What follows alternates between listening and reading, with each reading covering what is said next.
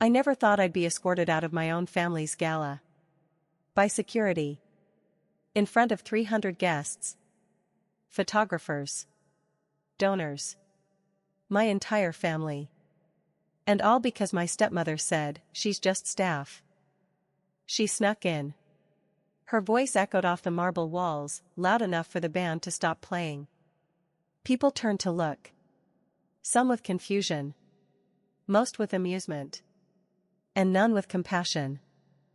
I stood there, frozen in my midnight blue dress, the one I spent 3 weeks saving up for, as the man in a black suit reached for my elbow. But here's what no one in that room knew.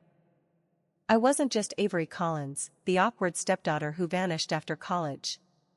I was Mrs. Avery Reed. And the man funding the entire gala, the one whose name was quietly behind every flower. Every table, every dollar raised for the hospital, was my husband. He was minutes away from walking through those doors. And when he did, he didn't say much. He didn't have to. Because in one sentence, he shattered every lie they had carefully crafted about me for the last 10 years. But before we get there, let me take you back. Back to the moment my life split in two, before the power, before the elegance, before I knew how to stand up straight when the whole room tried to tear me down. Because to understand why my own stepmother staged my public humiliation, you need to understand what it feels like to slowly disappear inside your own family. And why I chose silence for so long, until silence almost broke me. I used to think that family meant forever. That no matter how much the world changed, the people you shared a last name with would always be your safe place. But that illusion didn't just break for me. It shattered. Into silence. Into side eyes across the dinner table. Into phrases like, "She's just sensitive." And, "Brooklyn didn't mean it that way." I was 10 when Elaine moved into our home. My dad, Charles, was still grieving. He hid it well, with long hours, business trips, and new donations to local causes. Elaine? She was charm in heels. At first, she smiled at everything I said. Asked about my favorite color. My favorite subject. Held my hand at the funeral like she meant it. But once the ring was on her finger, something changed. I didn't notice it right away. The first time I was told to give Brooklyn, her daughter, the larger bedroom, I figured, maybe it made sense. She had more stuff. When she got a new bike and I got a used one to be fair, I bit my tongue. But by the time I was 13, I realized I had become a guest in my own house. Brooklyn needs the bathroom to get ready. Can you use the one downstairs? She has ballet practice, sweetie. We'll get your sketchbooks next week. Every time, I was told to wait. Every time, I waited. My father never noticed. Or maybe he did. But Elaine was clever. She scheduled family brunches on days she knew I had art competitions. Then she told everyone I was distant. Ungrateful. Hard to reach. I overheard her one night, whispering to him in the kitchen. "I try, Charles, but she just doesn't want to let me in." She even sniffled between words. By the time I was 16, my father had stopped asking about my drawings. He used to hang them in his office. Now he didn't even glance at them. And still, I kept hoping that one day he'd see it. See me. The summer after my first year of college, I got the call. It was a Wednesday. Hot. Quiet. Forgettable. Until it wasn't. My dad had collapsed at his office. Cardiac arrest. Massive. By the time I rushed to St. Luke's, he was already gone. I never got to say goodbye. I sat in the hallway outside ICU, watching doctors walk past me like I wasn't even real. And when Elaine finally arrived, 2 hours later, hair perfect, phone in hand, she didn't hug me. She just said, "Your father always worked too hard." Then asked the nurse if valet parking was available. The funeral was a blur. People I hadn't seen in years cried like they knew us. Brooklyn gave a speech. Elaine wore black Chanel and tears. I just stood there, clutching the last birthday card he ever gave me. It only said, "Proud of you." And I wasn't even sure he meant it. But the real blow came a week later. At the attorney's office. Reading of the will. I sat between two empty chairs. Elaine and Brooklyn were across the table, smiling politely like it was just another formality. And then I heard the words. Elaine was the primary beneficiary. The house. The business holdings. The savings. Brooklyn? Trust fund. Condo in Dallas. Even the lake house. And me? Enough to cover the rest of my tuition. And a small inheritance that wouldn't last 6 months in Austin. I later learned he had spoken to his attorney about changing the will. But it never got signed. Too many meetings. Too much trust in the wrong person. Love, delayed by duty, lost in paperwork. I stared at the lawyer. There must be a mistake, I said, my voice trembling. He said he was proud of me. He wouldn't just. Elaine didn't even blink. Your father wanted you to learn independence, she said, folding her hands like a proper widow. Brooklyn has different needs. You're smart. You'll figure it out. She paused for just a beat. Long enough for her mask to slip, just slightly.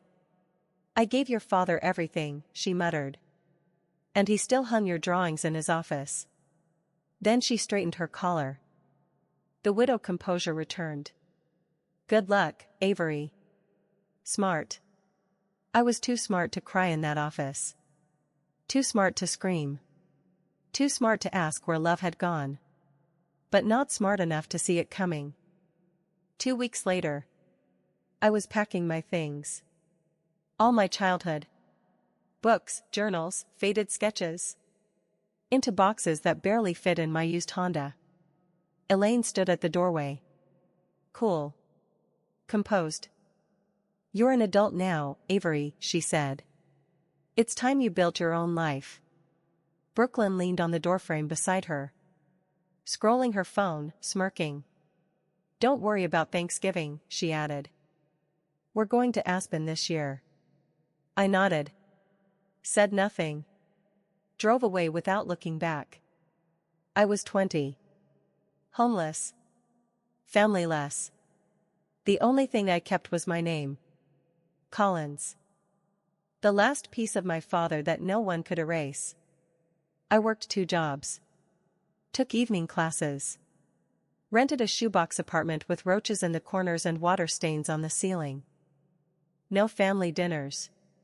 No birthday calls. Just the echo of a house I used to live in.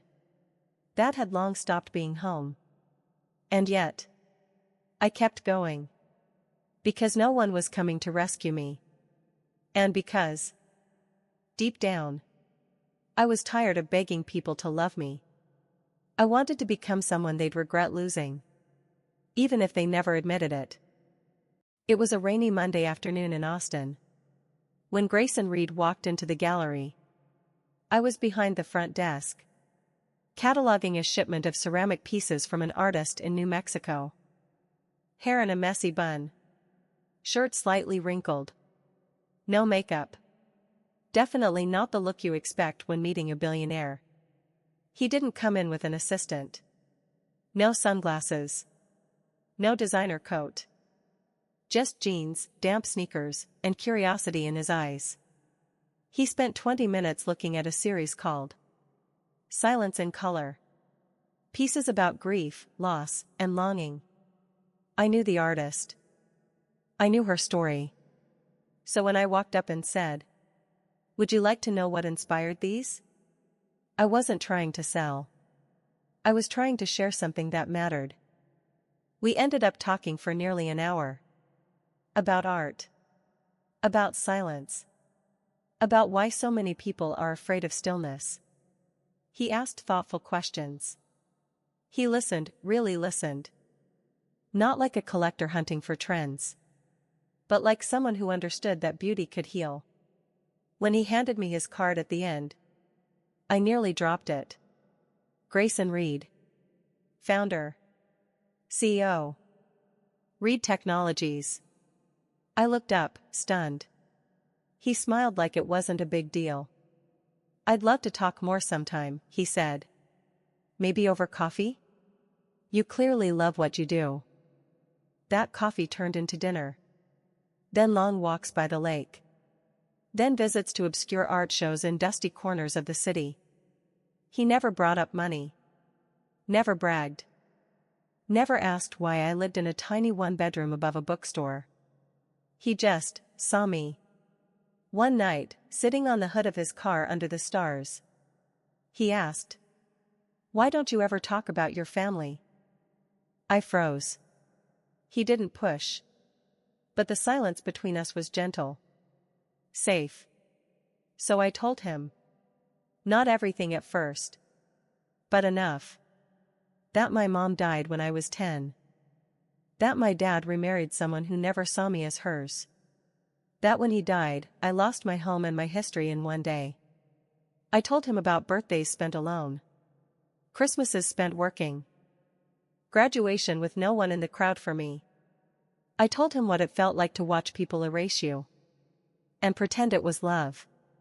When I finished, I expected pity. Or maybe worse, discomfort. Instead, he said, "They failed you, Avery. Not the other way around." That one sentence undid something I didn't even know was still knotted inside me. We got married the following year. Not in a ballroom.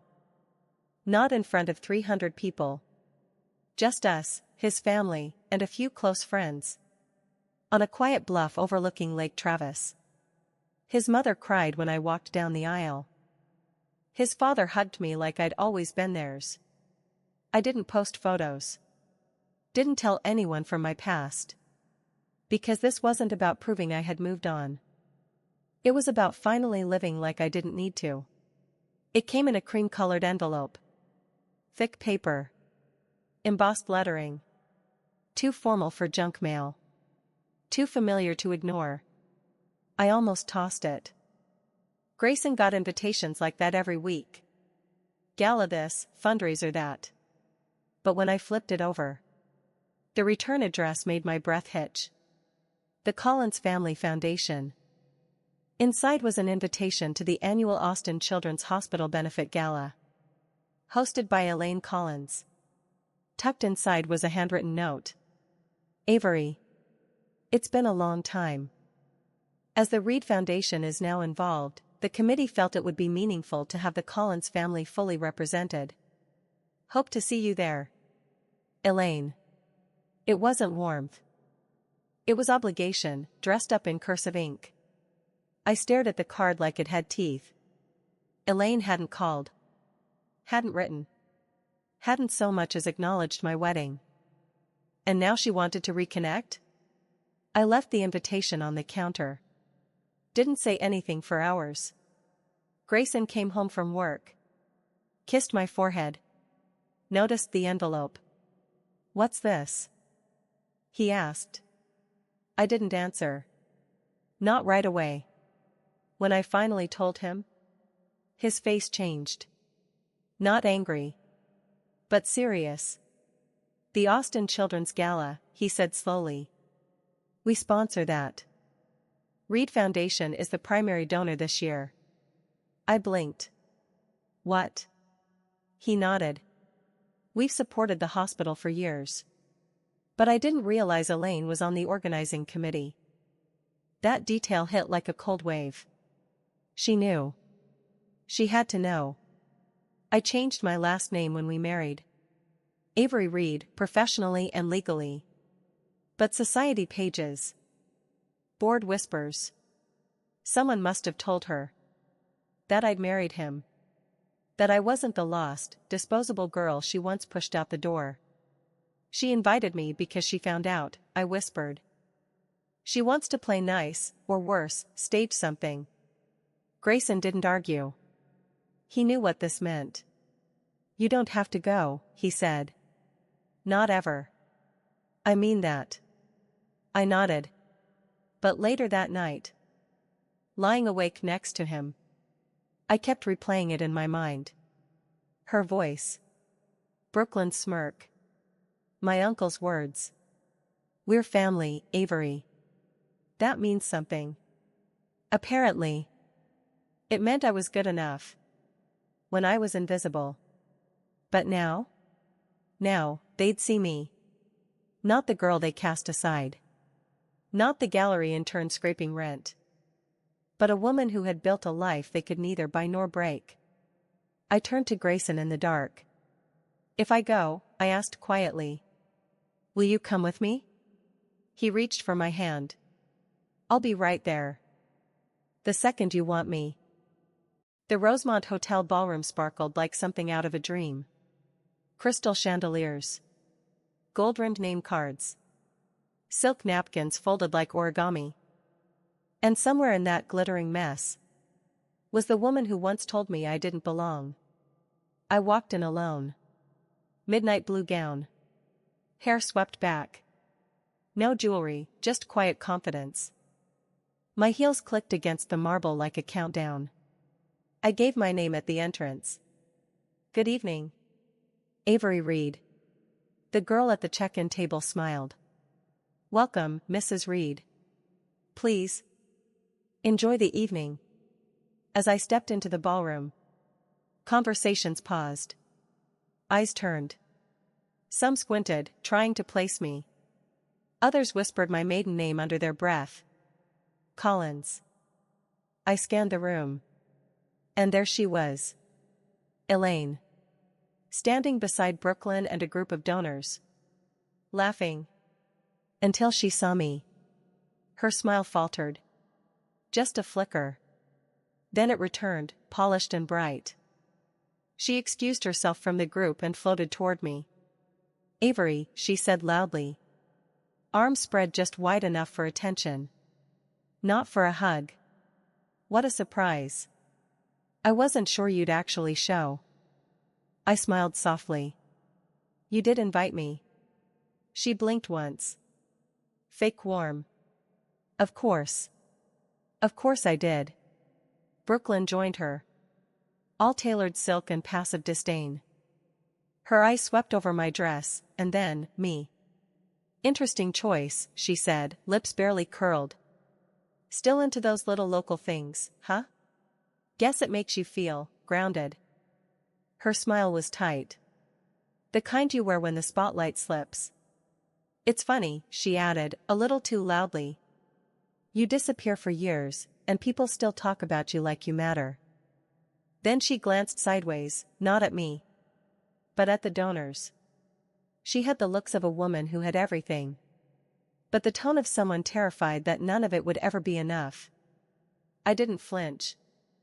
It's by a local designer. One we represent at the gallery. Elaine's lips curled slightly. You're still working there? I nodded. Assistant director now. We've launched a program that uses art therapy for grieving kids. Oh, she replied, blinking. How quaint. Before I could respond, a man in a suit approached the mic. Elaine rushed forward, interrupting him with a whisper. Then she turned to the crowd, grabbing the mic herself. Ladies and gentlemen. Her voice echoed. Before we enjoy dinner, I'd like to thank the incredible staff tonight. She gestured around the room. Waiters paused. Bartenders froze mid-pour. And there seems to be a bit of confusion. She looked straight at me. One of our servers appears to have missed the uniform memo. People turned. Laughter rippled. Avery, she said, with faux concern. Guests weren't supposed to arrive through the service entrance. My breath caught. Someone whispered, is she serious? Brooklyn stepped forward, phone in hand. Maybe she just wanted to feel included. How sweet. I could barely move. Heat climbed up my neck. My fingers trembled. Security? Elaine's voice was smooth. Almost amused. Would you kindly help her find the right door? A man in a dark suit stepped forward. His eyes held apology. But his feet kept moving. That's when I heard it. She's not staff. The voice came like a command, quiet, but absolute. Everyone turned. Grayson stood in the doorway. Tuxedo. Presence. And fury wrapped in restraint. I saw it in his eyes before he said a word. He didn't look surprised. Just disappointed. Later, he told me. I suspected she'd pull something. I just didn't think it would be this cruel. This public. He walked forward. Slowly. Calmly. Like he owned the room, because in many ways, he did. He reached for my hand, lifted it gently. And said loud enough for every flashbulb to catch. She's not staff. She's my wife. The ballroom gasped. Brooklyn's phone dropped an inch. Elaine paled. What? Grayson raised an eyebrow. I thought you knew. You did send the invitation. Elaine stammered. We didn't know. If we had known. That wouldn't have changed a thing, he said calmly. The problem isn't that you didn't know. The problem is that you only treat people with respect, when you do know. Murmurs grew louder. Phones came out. My uncle tried to speak. Grayson turned to the crowd. For those curious, the anonymous donation that made this event possible? That was the Reed Foundation. In honor of someone who knows what it means to be discarded. And who still chose to build instead of break. He looked back at me. You okay? I nodded, barely holding tears. He turned to security. She stays. They can decide if they still belong. We didn't leave the gala. Grayson offered, twice. But I stayed.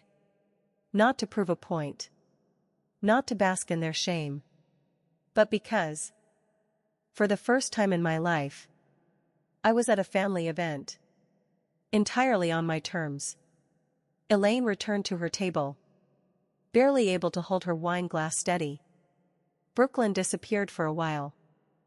Probably checking her phone for damage control tips. And me?